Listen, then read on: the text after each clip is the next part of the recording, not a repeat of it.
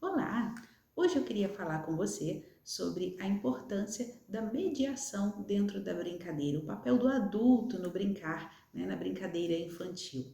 Meu nome é Patrícia Taranto, eu sou fonoaudióloga e espero que esse vídeo te ajude bastante a esclarecer algumas questões. Bom, por que a motivação de fazer um vídeo sobre esse tema, Eu percebo que muitos adultos chegam trazendo seus filhos aqui para o consultório e também preenchendo caixinha, mandando suas dúvidas, um tanto quanto engessados nesse processo da brincadeira, Quantos brinquedos eu tenho que comprar? Que brinquedo é esse? Quanto tempo de brincadeira eu preciso me dedicar ao meu filho? E o que é mais importante a gente entender aqui são as bases desse fazer da brincadeira. Então, primeira coisa, para que serve a brincadeira infantil?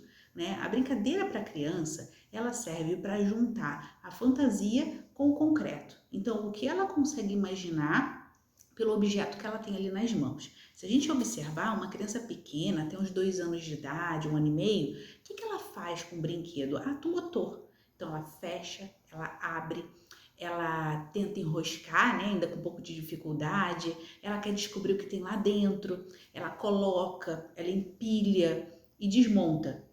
Ela dificilmente já consegue dar o que a gente chama de função àquele objeto.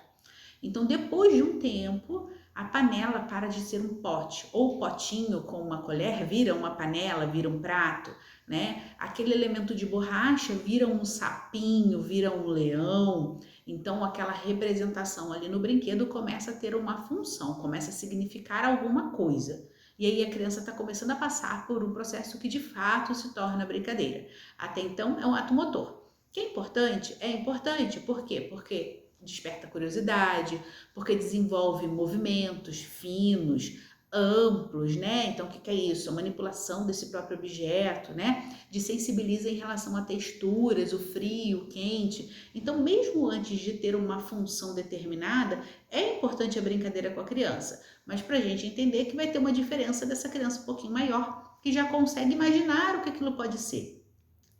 E aí, dentro desse aspecto, a gente tem que pensar que o adulto vai ter um papel ali fundamental, que é mediar esse processo. Por quê? Porque para muita criança, se eu deixar a criança sozinha o tempo inteiro brincando, ela vai perpetuar esse movimento, esse ato motor em relação ao objeto que ela tem.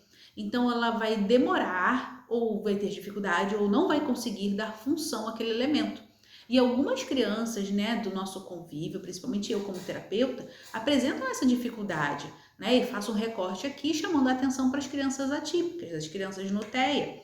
São crianças que têm dificuldade em fazer a representação do que é aquele objeto, De fazer inferências desse modo, como eu expliquei. Então, cabe a quem? A terapeuta, o adulto, quem está mediando a ação da criança, fazer esse papel, para que por observação...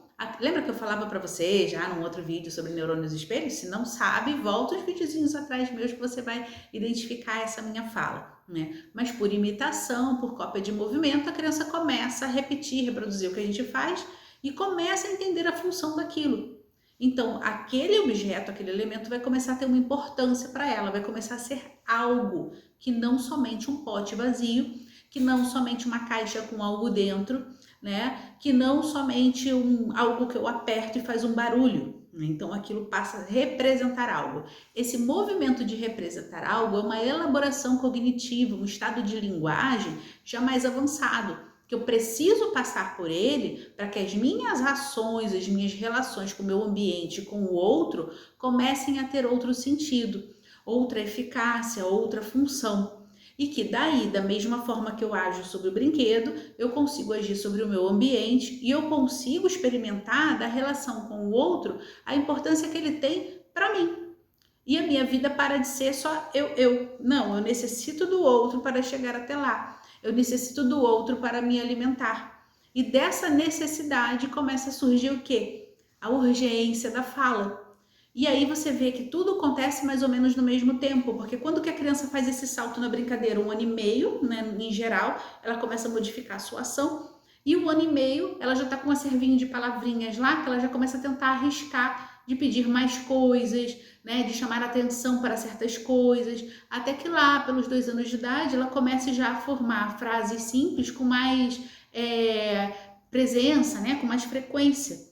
Então, a função da brincadeira vai estruturando a linguagem da criança por ser um instrumento que a gente tem de fácil aceitação deles, né, de fazer parte do repertório da criança, por uma série de outras questões também que muitas vezes os brinquedos eles têm uma seleção de cores, texturas, formas que facilitam o interesse da criança também, né? Mas para você ter uma noção de por que é tão importante que a gente esteja brincando com a criança. Né? E se você é daquele adulto que, gente, mas eu nunca tive muita paciência com isso, eu brinco 10 minutos e canso, gente, nossa, eu tô com a cabeça cheia, não dá? O brinquedo em si vai ser uma ferramenta importante para você, porque ele vai te ajudar também a tantas coisas você consegue fazer com aquele único elemento, né? A que você mesmo possa criar coisas com mais facilidade, porque você está vendo que aquilo é uma panela, você está vendo que aquilo é um carro, aquilo é um posto de gasolina, e você já sabe para que serve um posto de gasolina, você já sabe o que dá para fazer numa cozinha, né? Então você consegue conduzir a criança naquela experiência, né, de para que serve aquilo ali, o que eu posso fazer a mais com aquilo ali, do que só tacar a panela na parede, né, ou só empilhar panelas, ou só guardar na caixa, sabe? E o carrinho que só bate na parede começa a ter uma outra função, né, que é abastecer, que é trocar óleo, né, que é trocar o pneu, entendeu? Então, por isso, o brinquedo vai ser uma ferramenta bacana para você.